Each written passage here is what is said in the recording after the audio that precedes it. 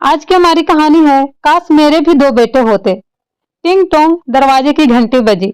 जल्दी में बिना चश्मा लगाए दरवाजा खोलने निकिता गई। एक जाना पहचाना सा चेहरा दरवाजे पर खड़ा था। निकिता की कमजोर आंखें उसको बहुत पहचानने की कोशिश की और उसे अपनी बचपन की सहेली नीतू दिखाई दी। देखकर उसे बहुत ही आश्चर्य और खुशी हुई। लगभग 15 साल बाद नीतू उसके घर आई थी। दोनों सखी मिलकर गले लगकर कुछ देर तक रोती रहीं, साथ ही बहुत खुश भी हुई। निकिता ने कभी नहीं सोचा था कि इतने सालों बाद दोबारा नीतू से मुलाकात होगी। दोनों बचपन की सखी बैठकर अपनी पुरानी बातें याद करती रहीं। 15 साल पहले नीतू भी इसी शहर में रहती थी, पर उसके पति का ट्रांसफर होने से निकिता को बिना बताए एकाएक आनन फानन में उसे जाना पड़ा और दोनों अंतिम समय मिल भी नहीं पाई। ना ही फोन नंबर व घर का पता एक दूसरे को ले दे पाई।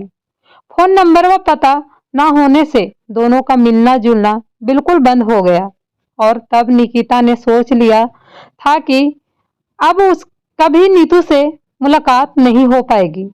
आज अचानक इतने साल बाद नीतू को देख निकिता खुशी से पागल हो रही थी।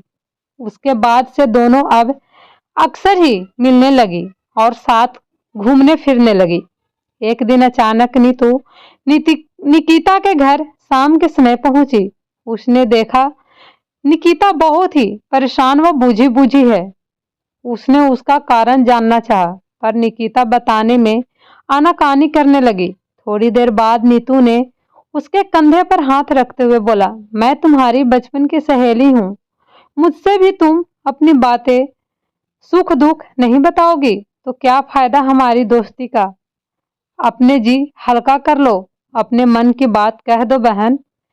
निकिता आंखों में मोटे मोटे आंसू भरकर बोली कि नीतू, जब से तेरे जीजा जी का देहांत हुआ है तब से मेरे बेटे बहू रोहन व मिताली का व्यवहार बहुत ही बदल गया है।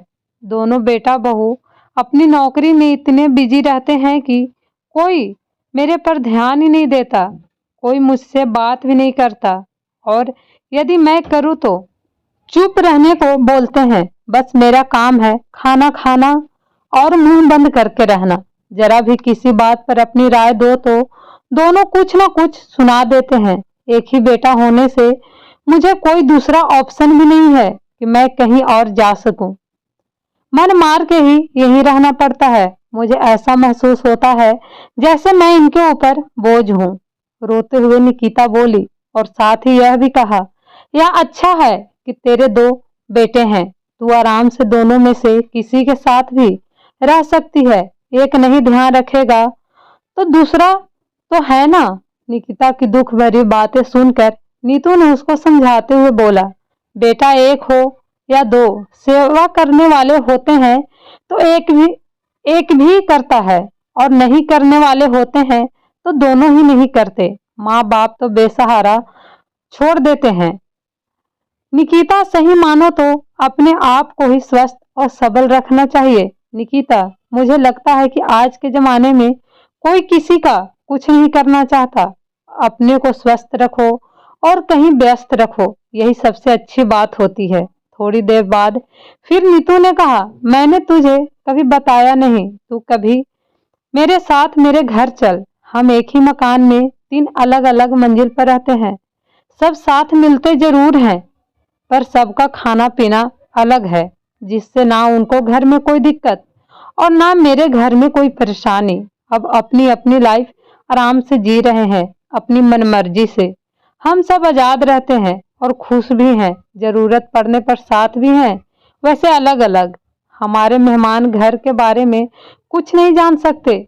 हमारा ड्राइंग रूम भी कॉमन है, जिसमें हम सब लोग साथ बैठ लेते हैं। जब कोई आता है जिससे आने वाले को कुछ पता ही नहीं चलता। इसलिए तुम थोड़ी देर के लिए आई थी और तुम्हें कुछ पता नहीं चला।